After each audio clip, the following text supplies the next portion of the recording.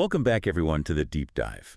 We always try to bring you the most thought-provoking research, and today we're diving into something that I think will resonate with anyone who's ever thought about climbing the corporate ladder. We're looking at how a manager's career path can actually tell us a lot about their value to other companies. And what's really cool about this deep dive is that it's based on a fascinating data set. We're talking about the complete career histories of every single scout in Major League Baseball. From 1988 to 2010.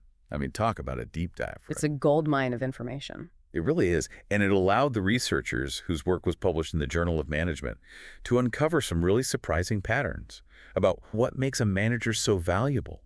We might even end up turning some of those traditional ideas about experience on their head. I think you're going to be surprised by some of the findings. It's not always about just racking up years on the job. So to get us started, can you walk us through the two big signals that this research zeroes in on?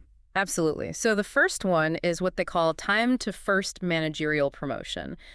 Basically, how long does it take someone to land that very first management role? So the faster the promotion, the better, right? Well, we'll get into that, but it's not always as straightforward as you might think. Interesting. And the second signal? The second one is managerial tenure, meaning how long they've actually been working as a manager. So we're looking at how quickly someone rises through the ranks and then how long they've actually been calling the shots. But how do those details actually translate into a signal for potential employers? What are they really looking for? It all boils down to something called managerial human capital. Think of it as the knowledge, the skills, all the experience someone brings to that management role. Yeah. But a big part of it is actually firm-specific. What I mean by that is it's really tied to the specific company where that manager developed those skills. I see. So a scout who's been with, let's say, the Yankees their whole career, they'd have this deep understanding of their farm system, the way they scout, their whole culture. And those things might not really matter if they move to the Red Sox. Exactly. And that brings us to a problem we call information asymmetry.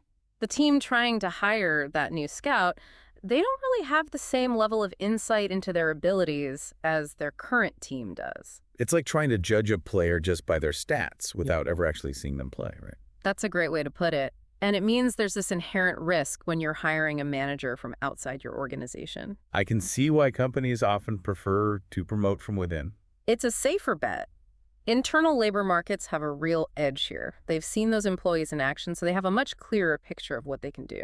So an employee's career history, specifically how they've done in their current company, becomes super important. It's like a big flashing sign to the outside world saying, hey, this person is someone to watch. It's their track record, their resume in action. Exactly. And that takes us back to those two key signals we talked about.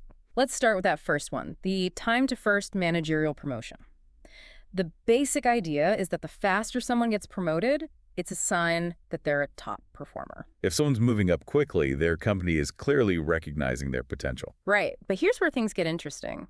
What the research found is that sometimes those super early promotions can send a negative signal. Hold on.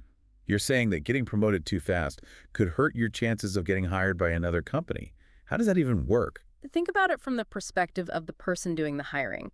They see someone who shot up the ranks incredibly fast, and they might start to wonder, were they actually ready for that responsibility? Or maybe they just got lucky, right place, right time. So it raises questions about whether their success is really because of their skills or just good fortune. Exactly. They can make them seem like more of a risk.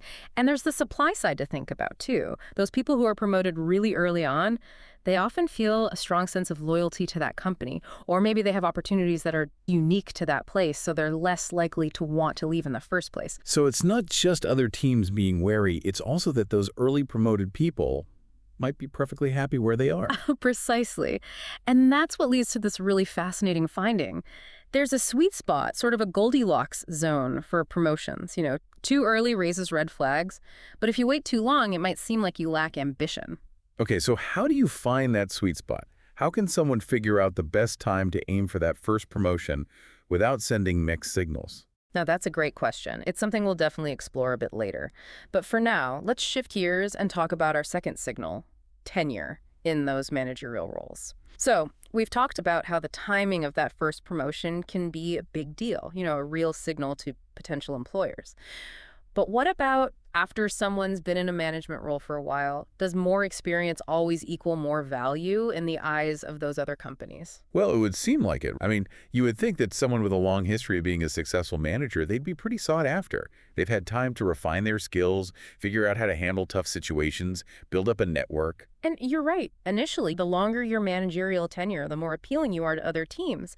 It shows you've been consistently performing well, that you know the ropes, and you can handle the demands of leadership. But this is where the research throws us a curveball, am I right? It's like at some point that whole relationship just flips.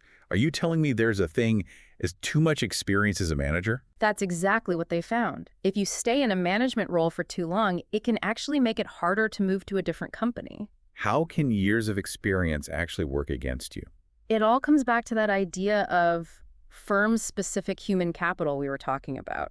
When you're with one organization for a long time, your skills and your knowledge, even your style of leadership, it all gets so intertwined with how that specific company does things, their culture. So if a manager has been with the same company for, say, 20 years, they might be amazing in that environment, but their skills might not really translate to a company that does things differently. Exactly. Think of it like a chef, right? A chef who's spent years perfecting their dishes at a certain restaurant. They might have trouble replicating that same level of skill if they switch to a completely different kitchen, different equipment, different ingredients, maybe even a totally different menu. It's not that they're not a good chef anymore. It's just that what they know is really specific to that one place. And the people doing the hiring, they understand that someone who's been with one company for a long time might need longer to adapt, learn new systems, and maybe even adjust their whole leadership style.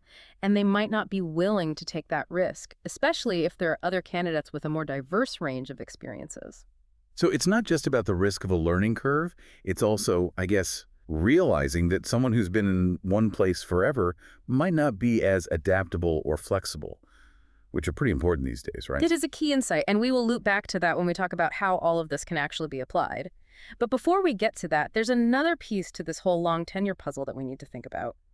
It's the supply side. You mean like from the perspective of the managers themselves? Exactly. Think about it. If you've been with a company for a really long time, you've probably built up some strong relationships. You've got that sense of comfort and stability. Maybe you've even risen up to a position where you have some real influence. Yeah, you're settled, you're respected, you know how everything works.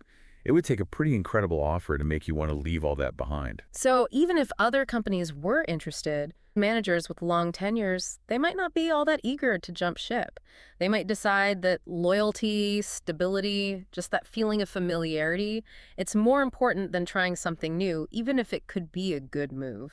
So it's not just how other people see them, it's also about their own personal priorities, what's important to them. It's interesting how all these different factors play into it. I'm still kind of wrapping my head around how experience can actually hold you back, though.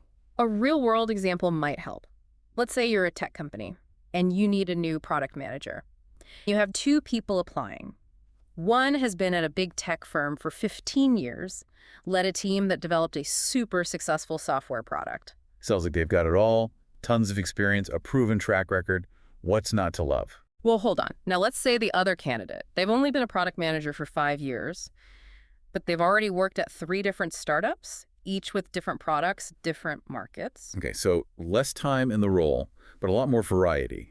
And you're thinking, this second person might actually be a better fit for a fast-paced tech company. It's possible. They might be quicker to adapt, more comfortable with not knowing everything, more open to new ideas and ways of solving problems. Their experience, even though it's shorter on paper, has exposed them to more challenges, so they've had to develop a more well-rounded skill set. So it's not just about how much experience you have, it's more about the type of experience, the variety, and how well that matches up with what the role needs and the company's culture.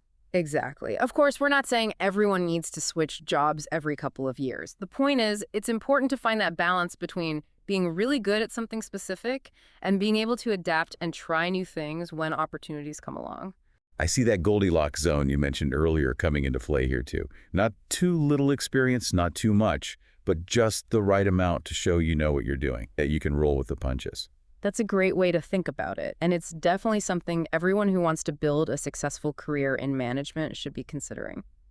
So for our listeners, what can they actually do with this information, whether they're trying to move up in their company or hire the best people? the whole timing of that first promotion, and how long someone's been in a management role, and how those things can actually tell potential employers a lot. But how can our listeners actually use this information, put it into practice? The main takeaway, whether you're on the climbing side or the hiring side, is to think strategically about those career paths.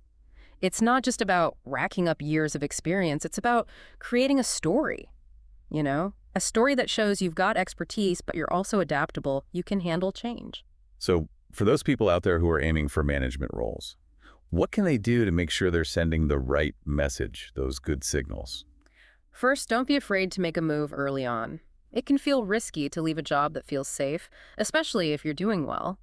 But even a lateral move to a new company can give you new challenges, expose you to new ways of thinking, just give you a wider range of experiences. It's about broadening your horizons, right? Yeah. Showing you're not afraid to step outside that comfort zone. But what about those who are already managers? Is it ever too late to switch things up? It's never too late.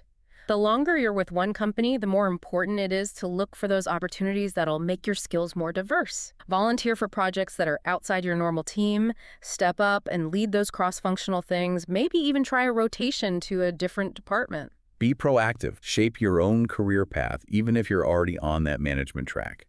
Now, what about those on the other side, those hiring managers? What should they be focusing on when they're looking at candidates?